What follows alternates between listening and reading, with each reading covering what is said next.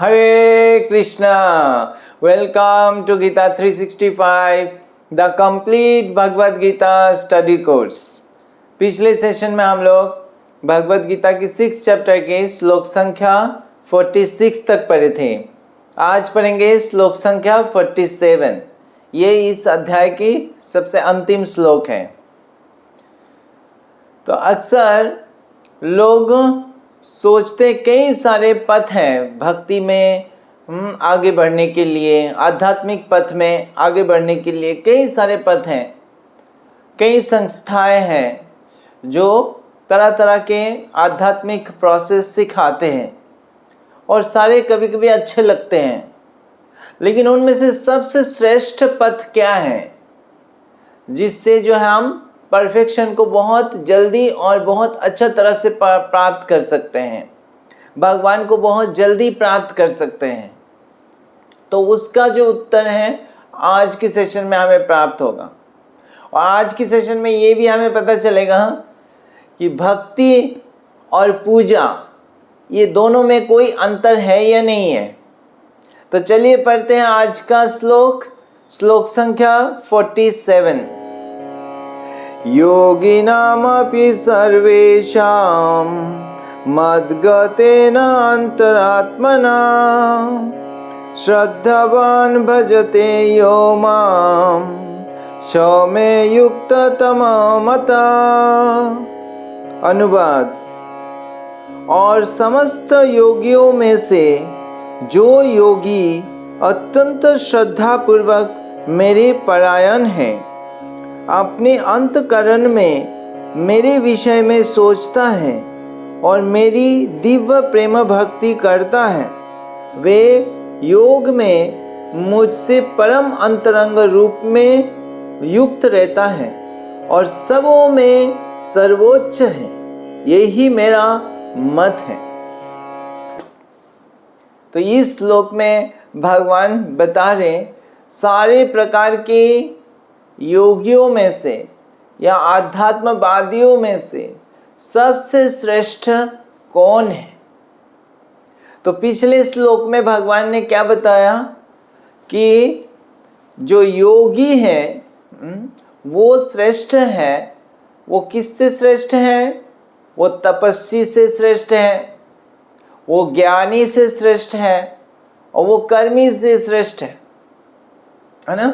तो तपस्वी केवल तपस्या, कठोर तपस्या कर रहा है, तो लेकिन अगर वो भगवान से संबंध उनका नहीं बना तो उस तपस्या का क्या लाभ। उसी प्रकार उन्हें बहुत चीज़ों के शास्त्र के ज्ञान है, लेकिन उनका भगवान के साथ कोई संबंध नहीं है, भगवान के प्रति कोई शरणागत नहीं है, तो उस ज्ञान का क्या लाभ।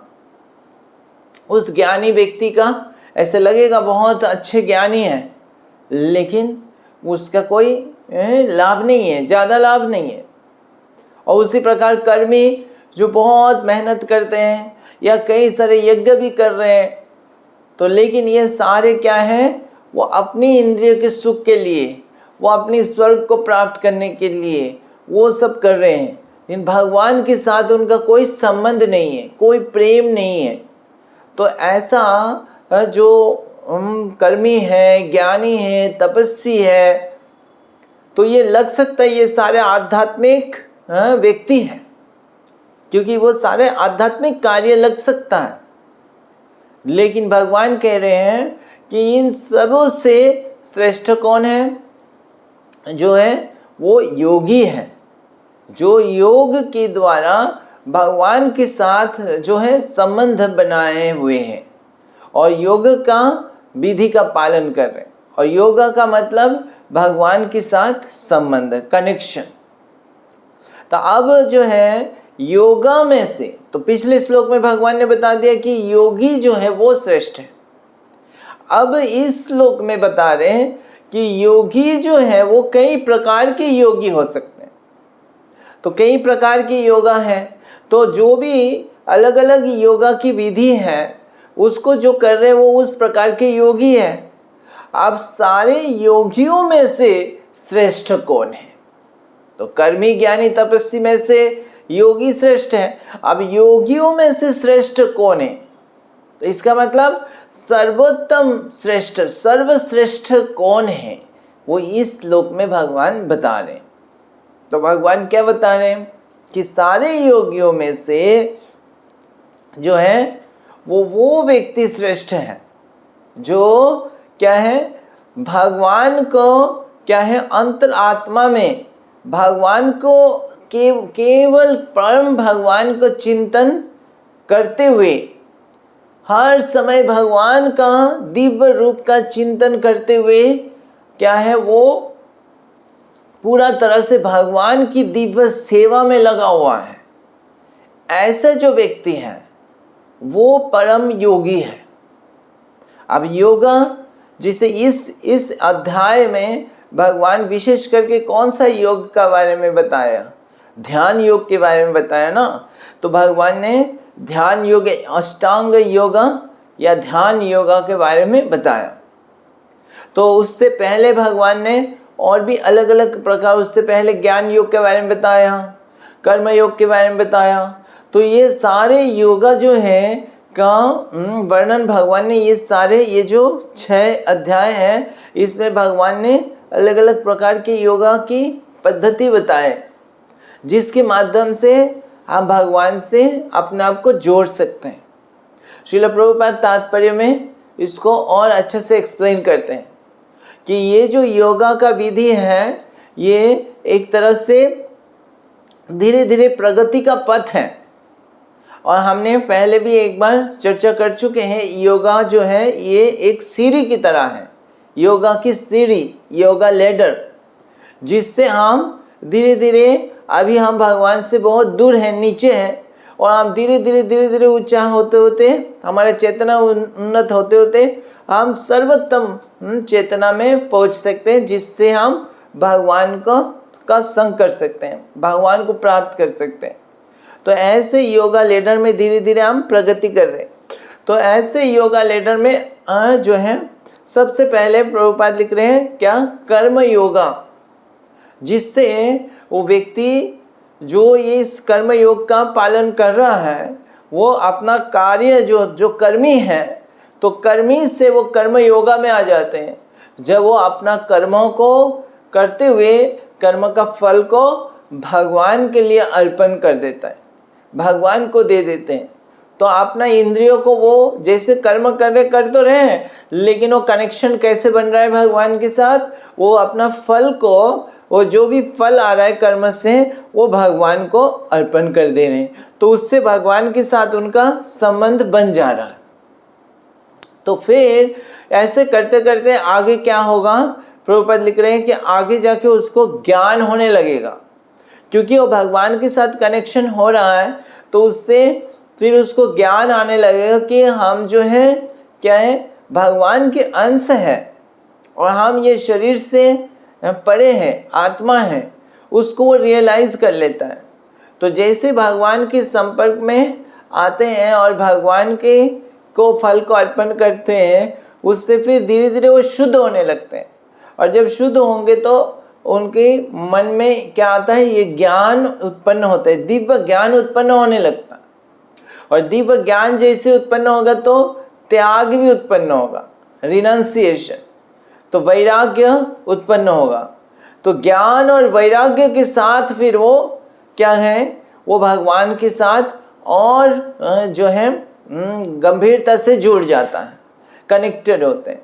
तो उससे फिर वो कर्मयोग से थोड़ा सा और एडवांस हो गए कि अब उनका ज्ञान भी है कि वो भगवान के अंश हैं, वो इस शरीर से परे हैं और इस भौतिक चीज़ों से जो है अनासक्त हो रहा है।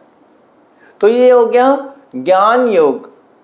और फिर उससे और आगे जब बढ़ जाते हैं तो ऐसे ज्ञान और वैराग्य के द्वारा फिर धीरे धीरे उनका जो मन है, अब वो मन जो है वो पहले भौतिक चीज़ों में लगता था, अब उस मन को वो केंद्रित करते हैं भगवान की चिंतन में। तो वो भगवान की चिंतन में केंद्रित करने के लिए ये ध्यान योग का विधि है। तो इस ध्यान योग जो है ये अष्टांग योग, तो ये जो इस अध्याय में भगवान ने विस्तार से ये अष्टांग योग है, ध्यान योग का विधि बताया, किस प्रकार से मन को हमें कंट्रोल करना है और मन को भगवान की चरण में कैसे भगवान की चिंतन करना है।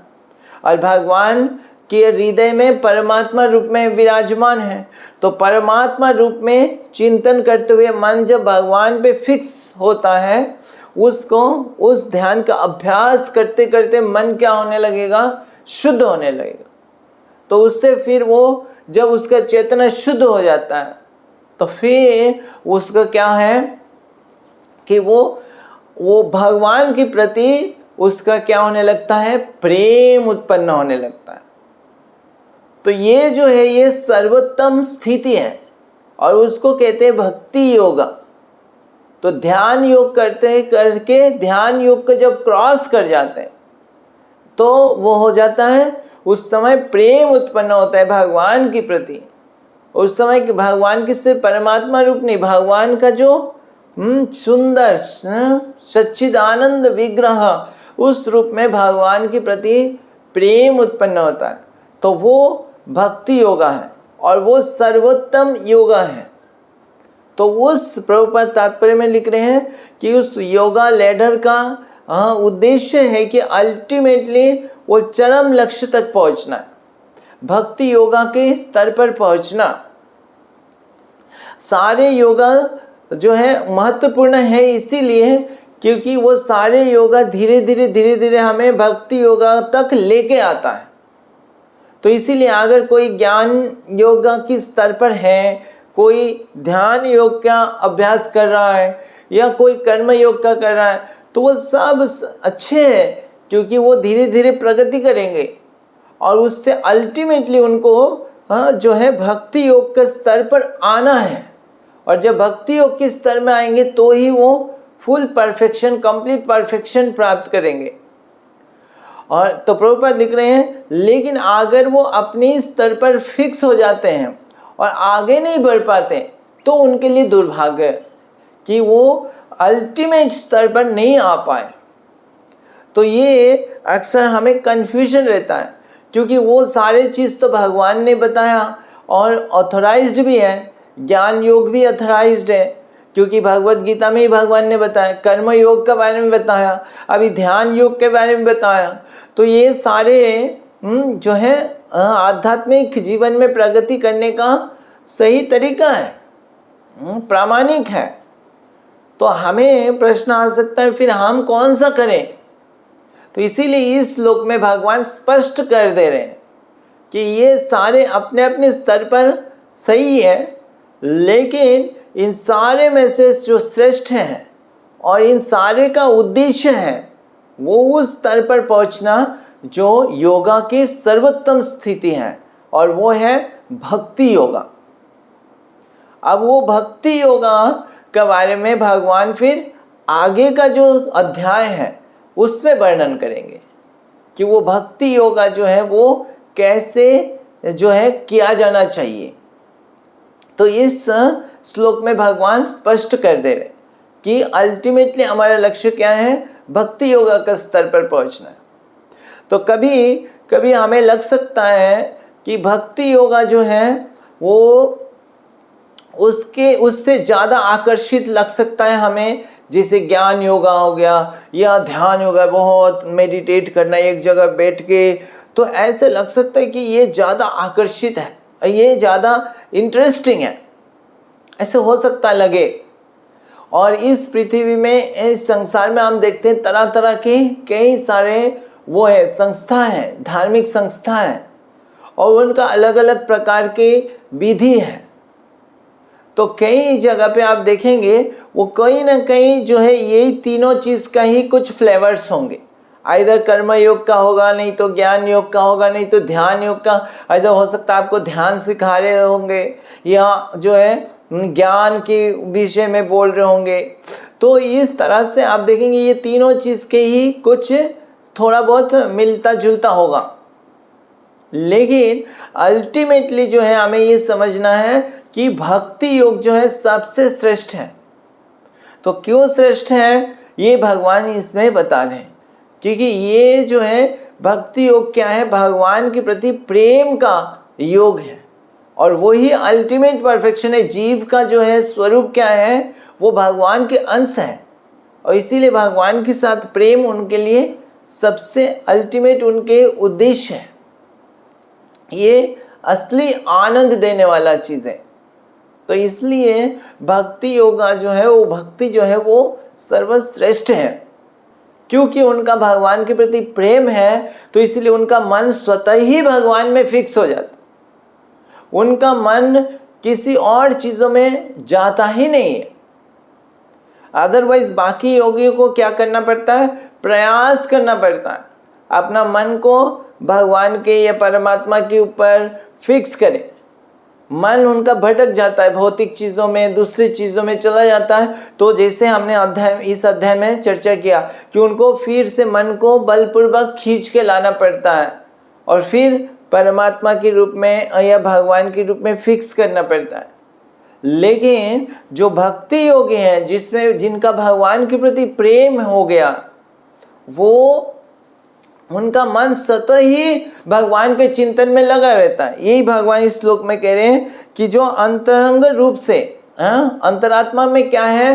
भगवान के ही केवल चिंतन करता है, हर समय भगवान के चिंतन कर रहे हैं, तो वो उनका जो है स्थिति सर्वोत्तम है।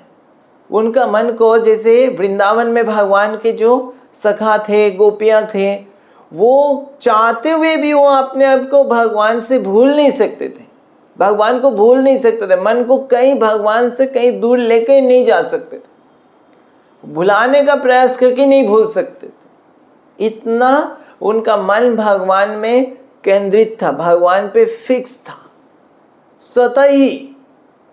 तो ये ऐसा योगी जो है, ऐसा भक्त, वो सर्वश्रेष्ठ है। तो वो भगवान की चिंतन, उनका मन भगवान को छोड़ के एक पल के लिए भी कहीं नहीं जाता, कभी नहीं भूलते भगवान को। और दूसरा, वो कोई भी कार्य वो किसी और चीज़ के लिए नहीं करते, अपने लिए नहीं करते, वो केवल भगवान की सेवा के कार्य में लगे रहते हैं। तो हमेशा भगवान को क्या चाहिए, भगवान को क्या प्रसन्नता है, उसके लिए चिंतन करते रहते हैं और उसके लिए कार्य करते रहते हैं, भगवान की सेवा में लगे रहते, कभी आलसपन नहीं है। उनके शरीर को पूरा तरह से वो सोचते हैं उनके शरीर भगवान के लिए है ही बना हुआ है, और भगवान की खुशी के लिए वो अपने शरीर को जहाँ ज़रूरत है वहाँ पे इस्तेमाल करते हैं। वो पूरा तरह से दिन रात मेहनत करते हैं केवल भगवान की खुशी के लिए। वो कर्मी की तरह नहीं, वो मेहनत तो करते हैं, कर्मी भी मेहनत करते हैं, लेकिन वो अपने लिए करते हैं। लेकिन भक्त जो है वो दिन रात भगवान की सेवा करते हैं। तो जैसे हम देखते हैं हनुमान जी, वो कभी अकेले बिना सेवा के रह नहीं सकते, वो केवल भगवान का सोचते रहते हैं कि क्या सेवा करूं, क्या सेवा करूं, और हर समय क्या है, भगवान राम का सोचते रहते हैं। इसीलिए देखा ना, भगवान जो उन्होंने हृदय को जो दिखाया, हृदय में कौन रहते हैं कि सीताराम हमेशा। तो ऐसे भक्त जो है हृदय में हमेशा भगवान का स्मरण करते हुए भगवान की सेवा में दिन रात लगे हुए हैं, उनके जीवन में और कोई चीज़ नहीं। तो ऐसा भक्त जो स्थिति है वो सर्वोत्तम है और सर्वोत्तम योगी है वो। तो चाहे वो एक जगह पे हो सकता है बैठ ही नहीं रहे, उनको ध्यान करने की कोई आवश्यकता नहीं है ऐसे बैठ के, तो वो भगवान का चिंतन, भगवान की सेवा में पूरा तरह से लगा हुआ है। अब वो सर्वश्रेष्ठ है। तो सारे प्रकार के योगियों में से ये भक्ति योगी सर्वश्रेष्ठ है। अब प्रभुपाद उदाहरण में बताते हैं, जैसे सारे पर्वतों में से सबसे श्रेष्ठ कौन है? हिमालय है, सबसे उच्चतम है, और उसमें से भी सबसे उच्चतम जो शिखर है वो कौन सा है? एवरेस्ट है, माउंट एवरेस्ट। तो उसी तरह सारे प्रकार के आध्यात्मवादियों में से योगियों जन श्रेष्ठ है, और योगियों में से सारे सर्वश्रेष्ठ कौन है? वो भक्ति योगी हैं। अब प्रश्न है, जब भक्ति योगा ही सर्वश्रेष्ठ है तो फिर भगवान ने ये सारे योगा के बारे में क्यों बताया? वो ध्यान योग के इस अध्याय में ध्यान योग के बारे में क्यों बताया? क्यों ज्ञान योग के बारे में बताया?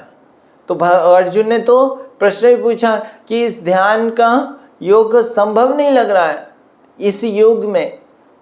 एक जगह बैठ के इस तरह से जो है एकांत स्थान में जाके ये करना, ये संभव नहीं है। तो भगवान ने इन सारे योगा का बारे में क्यों वर्णन किया?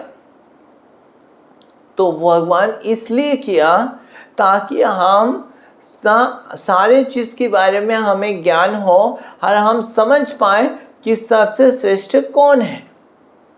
जब कंपेयर किया जाता है तब हम जो श्रेष्ठ चीज़ को अच्छे से पहचान सकते हैं। जैसे मान लीजिए वही जैसे सर्वोच्च पर्वत कौन है? हिमालय है। अगर हम केवल एक ही पर्वत को देखेंगे हिमालय और उसको सोचेंगे सर्वोच्च है तो उसमें उसका इतना महानता नहीं समझ में आएगा। लेकिन जब हम बाकी पर्वतों को भी देखेंगे कि अरे वो पर्वत तो इतना ही ऊंचा है, दूसरा पर्वत अरे वो तो इतना ही ऊंचा है, और हिमालय माउंट एवरेस्ट वो तो बहुत ऊंचा है। तो जब हम उसको कंपेयर करेंगे 2-3 और पर्वतों को भी देखेंगे तब हिमालय और उसके जो माउंट एवरेस्ट को हम और ज़्यादा एप्रिशिएट कर पाएंगे। तो उसी तरह भगवान ने यहाँ पे सारे योगा के बारे में वर्णन किया ताकि हम उस योगा को भी देख पाए, समझ पाए, और उस योगा में जो जो लोग अभ्यास कर रहे हैं उनको भी हम समझ पाए, उनको भी उसके स्तर के हिसाब से हम आदर दे पाए, और हम भी अगर उस स्तर पर हैं तो हम धीरे धीरे आगे बढ़े। लेकिन हमारा लक्ष्य क्लियर हो कि भक्ति योगा का स्तर पर हमें पहुंचना है और हम भक्ति योगा के महानता को हम अच्छे से पहचाने। ठीक है, तो अब ये जो भक्ति है प्रभुपाद इस तात्पर्य में समझाते हैं और भगवान इस श्लोक में ये शब्द यूज करते हैं, श्रद्धावान जो है वो श्रद्धावान भजंत यो माम। तो वो जो भगवान को भजन करते हैं श्रद्धापूर्वक, वो भक्ति है। तो भजन का मतलब क्या है? जो भज धातु है वो यूज होता है, ये पूजा की तरह नहीं है। तो भजन का मतलब भगवान की प्रेममय सेवा, उसको भक्ति कहते हैं। तो भजन और पूजा दोनों में अंतर है। कई जनरली लोगों को आप अगर पूछेंगे तो आप क्या करते हैं सुबह उठकर, बोले पूजा पाठ कर लेते हैं। तो लोग यही बोलते पूजा पाठ। तो पूजा का मतलब वो सोचते हैं यही जो है आध्यात्मिक जीवन है, पूजा है ना। तो पूजा तो सब लोग करते हैं, लेकिन पूजा शब्द ये इंग्लिश में वर्शिप, वो और जो एक्चुअल भक्ति है उस दोनों में ह्यूज डिफरेंस है। तो पूजा जो है वो एक तरह से वर्शिप का मतलब एक रेस्पेक्ट देना। कोई भी सीनियर है या रेस्पेक्टफुल पर्सनालिटी है, उनको हम क्या करते हैं? ऑनर करते हैं, रेस्पेक्ट करते हैं, सम्मान देते हैं। तो कोई भी गुरुजन हो गया, जैसे अपना पेरेंट्स ही हो गया, पिता माता हो गया, उनको हम क्या करते हैं? उनको हम झुकते हैं और उनको जो है एक तरह से रेस्पेक्ट करते हैं, सम्मान करते हैं। वो उसी प्रकार जैसे देवी देवता हैं, जैसे इस भौतिक जीवन जगत में जैसे इंद्र है, वर्षा होती है, वायु देवता है, इस प्रकार से देवी देवता हैं जो हमको कई प्रकार की सुविधाएं प्रदान करते हैं। तो हमसे उन्नत स्तर पर हैं तो हम उनको रेस्पेक्ट करते हैं, तो उनको कई प्रकार की उपासना या पूजा किया जा सकता है। तो ये वर्शिप उसको कहते हैं कि जो रेस्पेक्ट देना। तो ये हम किसी भी सम्मानित व्यक्ति या सम्मानित देवी देवता को ये पूजा किया जा सकता है। लेकिन वो भक्ति नहीं है। भक्ति जो है वो भज धातु वो केवल उसी के लिए यूज होता है जो प्रेममय सेवा के द्वारा। तो इसलिए भक्ति को अंग्रेजी में कहा जाता है डिवोशनल सर्विस, मतलब प्रेममय सेवा, भगवान की प्रेममय सेवा, लविंग डिवोशनल सर्विस। कि जब हमारा भगवान के प्रति प्रेम होता है तब हम भगवान की प्रसन्नता के लिए जो सेवा, जो भी कार्य भगवान की प्रसन्नता के लिए करते हैं, और वो है भक्ति। तो ये भजन जो है वो भक्ति है, भगवान की सेवा है। और सेवा श्रवण कीर्तन, भगवान की स्मरण, भगवान के जो है आरती, भगवान के तरह तरह के जो ये विधि है, भक्ति की विधि है, उसको करना। और वो भगवान की सेवा जो है ये अलग अलग प्रकार की सेवा में लगना, तो ये भक्ति है। तो ये क्लियर है कि वर्शिप, पूजा और भक्ति में क्या अंतर है। तो भक्ति जो है किसी व्यक्ति का नहीं हो सकता है कि उस व्यक्ति का भक्ति कर रहे हैं या उस देवी देवता का भक्ति कर रहे हैं। भक्ति केवल परम भगवान का ही हो सकता है। और परम भगवान कौन है? श्री कृष्ण, भगवान कृष्ण जो श्याम सुंदर रूप है, जो भगवान इस गीता को वो बोल रहे हैं, भगवान कृष्ण बोल रहे हैं। तो वो इस श्लोक में कह रहे हैं कि जो मेरा भजन करता है वो सारे योगियों में से श्रेष्ठ है। तो वो किसका भजन कर रहा है? किसी और व्यक्ति का नहीं, भगवान का, परम भगवान का भजन कर रहे हैं।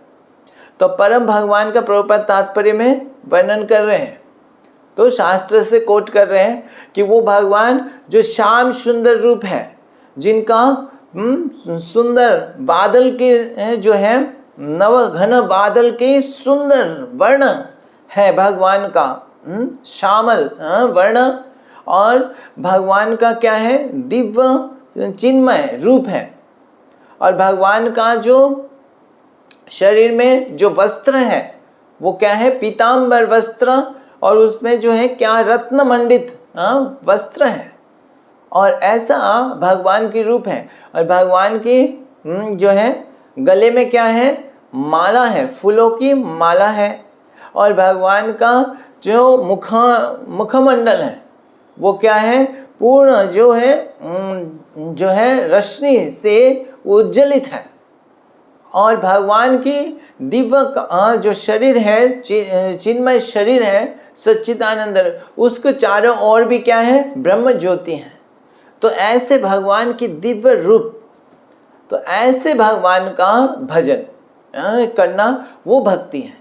और वही भगवान कृष्ण, श्याम सुंदर कृष्ण, वो जो है अलग अलग अवतार के रूप में इस संसार में आते हैं। तो जैसे भगवान रामचंद्र, भगवान नरसिंह देव, तो ये सब भगवान का अवतार है। तो उनका भी भजन, भगवान की कोई भी अवतार का वो भजन किया जा सकता है, वो भी भक्ति है। तो भगवान कृष्ण का या भगवान कृष्ण का जो अवतार है तो वो भक्ति है ना।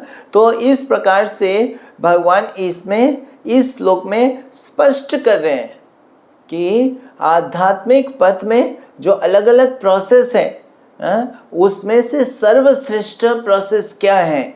और वो है भक्ति योगा।